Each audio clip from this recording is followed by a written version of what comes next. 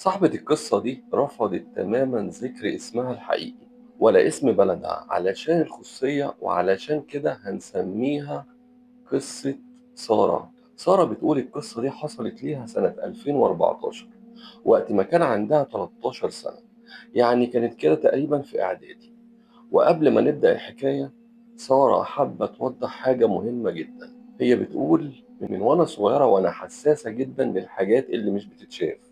بحس بوجودهم وأوقات بشوفهم، بس مش طول الوقت، كأني موجهة على تردد مختلف. بعد ما خلصت امتحانات الترم الأول وبدأت أجازة نص السنة، أهلي قرروا نروح بلدنا عشان نزور تيتا. كل سنة متعودين نسافر في الأجازة علشان نزور تيتا، أنا وأختي الكبيرة دلال وأخويا علي وأخويا محمود وبابا وماما. ركبنا ميكروباص من الموقف، ولما وصلنا للمدينة القريبة ركبنا عربية أجرة، وبعدها كل اتنين ركبوا توك توك. الطريق للقرية كان مكسر شوية ومليان حفر، بس المناظر كانت تخطف النفس. زرع أخضر على الجنبين وهوا نضيف ما بنشموش في المدينة طبعا خالص، وريحته زي النعناع. وأول ما دخلنا القرية حسيت إحساس غريب، كأني رجعت مكان أعرفه كويس حتى لو كنت ناسية المكان. البيوت قديمة ومبنية بالطوب اللبن، والناس كلها عارفة بعضها. أول ما وصلنا قدام بيت تيتا خرجت هي وخالتي وعماتي. تيتا لما شافتني مسكت وشي بين إيديها وقالت يا ربي ما شاء الله كبرتي وبقيتي عروسة. دخلتني جوه وأكلت وقعدنا نتكلم لحد المغرب. قبل ما أطلع عشان آخد الشاور بتاعي، تيتا نادت عليا ولبستني إسورة في إيديا معمولة بطريقة غريبة من فتلة الرز، وقالت لي ده الحرز بتاعك اوعي تفكيه، ومربوط فيها شوية بهارات صغيرة. بابا شافها وقال لها لسه يا ماما بتصدقي في الكلام ده؟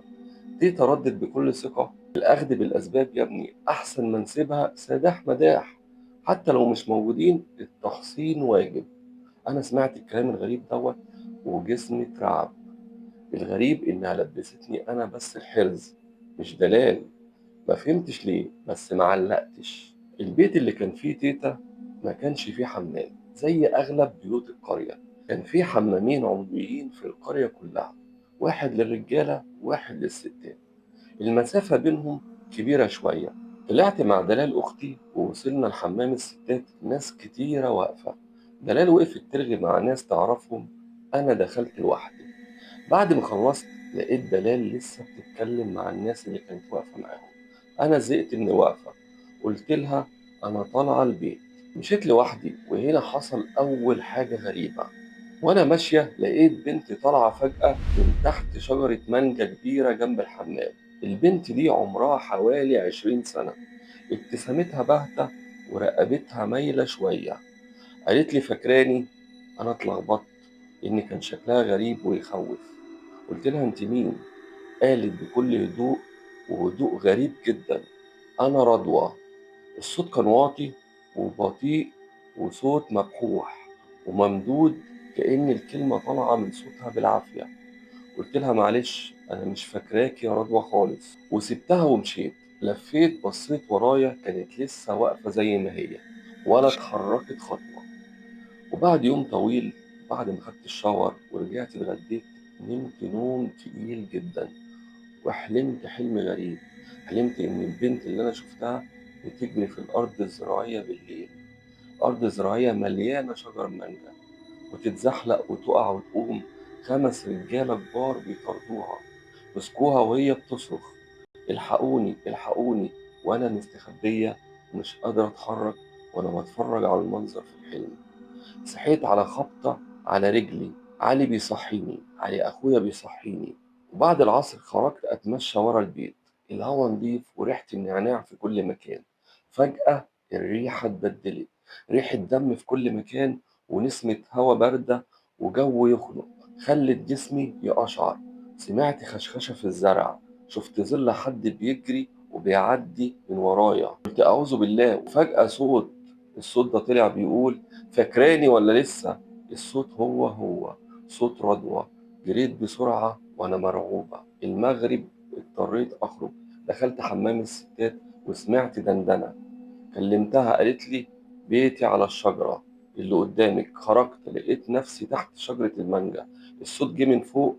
رفعت راسي وشفتها مقلوبة، رجليها فوق وراسها تحت، راسها مفصولة وماسكاها بإيديها. ضحكت ضحكة. خفت جدا.